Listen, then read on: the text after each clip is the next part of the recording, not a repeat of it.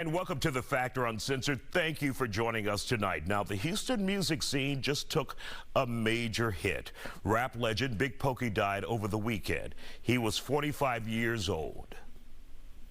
Maybe OJ's hold me going crazy when they see me sitting sideways on them 24. Bunch of hoes, bunch of money, bunch of clothes, cigarillas out the mold, glide like an ice skater, motor like a snot nose, suicide drop door, monoblock.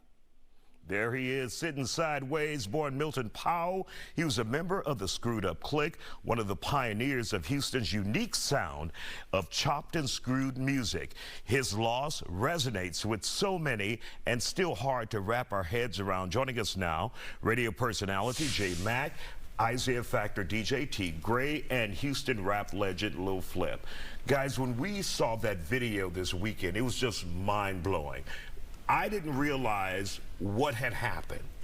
I just thought maybe it was hot, he passed out, but it was more permanent than that. When you saw that video, what went through your mind?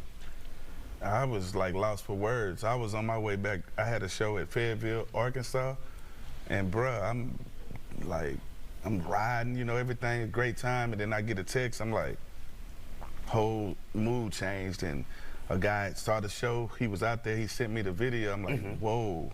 And then he sent me another video, like they're doing CPR, I'm like, whoa, whoa. I'm like, so it just turned my whole Father's Day into, like, this was the worst Father's Day for me. And you had another show with him coming up soon. June 27, yeah, June 27, literally. We were gonna perform together, me, him, Kiki. Yeah, this is a big blow to the whole Houston and definitely the Screwed Up Clique, like literally. And T. Gray, you have been embedded in the hip-hop community for a long time here in Houston. What is this loss like? It's devastating. Pokey's legend is the word that's thrown around for a lot of people, but Pokey is really one of those from the old Screw tapes in the early 90s to when he, you know, featured on Screw's album and then Kiki's album and eventually got his own deal with Universal Records and Paul Chevis and Chevis Entertainment. Like, it's a big deal, you know what I'm saying? He's role model, styles a pattern after his. Producers make beats, you know, to sound like what Harvey Love and they were doing back in the day for Pokey. Like, it's a devastating. I felt it. I just had my first beat placed with Pokey 2 years ago on Lil O's last album, The Greatest of All Players. So, bucket list for mine was to get a track on Pokey. Like, I gotta get a Pokey track. Got it. And then I'm like, I want more, because he's great. Flip knows, you know, we were all raised under that. No, definitely. Known that man my entire adult life, so. It's crazy, bro. Yeah, and I was supposed to go to the studio with him actually tomorrow for my movie soundtrack. I got a record I'm putting him and Kiki on. Well, I can't put him on it now, but I have a record that I was putting him and Kiki on, and tomorrow we were gonna go hit the lab and record it and get the footage. So it's crazy, man. And J Mac, you have interviewed him time and time again. You knew him. He was one of your friends.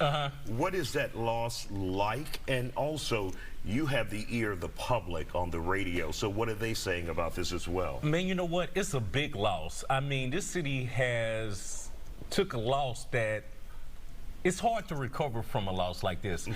We had so many people calling, and so many people miss him, and so many people were showing love because he's a genuine person. If you ever met him, he wasn't a flashy showboat type of guy. He was real in the public, with the people, for the people. And that's how I remember him, man. Him and Lil Kiki had some of the best lives during the pandemic, where they were showing each other cooking and having fun talking about cooking, man. He's just a wonderful guy all the way around, man. And Lil Flip, one of the things that you do well and he does well as well, freestyle.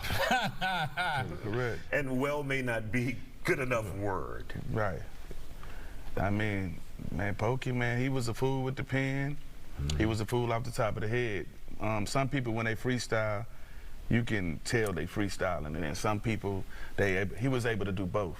You know what I'm saying? He was able to freestyle, and sometimes you know, okay, it's a freestyle, but then sometimes he rapping, you might think he wrote it, and it's from the top, and that come from knowledge. He was a very smart person, just like Hawk. Like one thing about, I fought hard, like going to New York, when those people, you know, the East Coast, they really didn't respect down south Right. rappers as lyricists, so I fought hard to let them know, like, nah, y'all might think our music's slow and you might hear them freestyling on these screw tapes, but get their real albums. See what they doing when they putting their pen. So I put a lot of East Coast people on, you know, the albums, and they got to see that we got pen and we can push that pen, man. So. I mean, yeah, he was definitely a lyricist, one of the best to ever do it in this whole city, man. Like he said, he didn't like to waste words. And if you go listen to his albums, he didn't waste words. And you know, a lot of people, they put out a lot of material. His thing was to put out quality material. Quality over quantity. Always that. And one of the things that we saw, T. Gray from Big Pokey, like J. Mac said, was how humble he was. Oh, in the community, it's all love. My younger brother, I remember in the 2000s, he was like, man, I met Pokey and told him who I was. He just showed me love. I could hang with him the whole night. That's Pokey. He gonna bring you in. Yeah, baby. Good. You know what I'm saying? That's Pokey. So, you know, it's all love. A great lyricist, in my opinion, the best verse on that June 27th freestyle. No disrespect to Young or anybody else, Mo and everything, but Pokey's verse is my favorite. Always has been. I've been quoting it for 20-some years now. You know what I'm saying? So it's a great loss. I'm And we've heard from Congresswoman Sheila Jackson Lee sending him condolences, the mayor of Houston, and the list just goes on and on and on. And man, you know what? It's so painful because, you know, he went to Yates. Then you had George Floyd who went to Yates. They were buddies. They played on the same team. I mean, it's so sad that we keep losing young men to whatever it is in this world. Violence to regular life, you know. I wish it would just stop. All right. We want to thank you all for joining us here on The Factor Uncensored, and we're still waiting on a final report from the coroner to determine the cause of death. Despite what anyone says, you don't know definitively until you hear it, and a press release from the family. And also, we're waiting to hear on final arrangements as well. We will bring that to you here on The Factor Uncensored.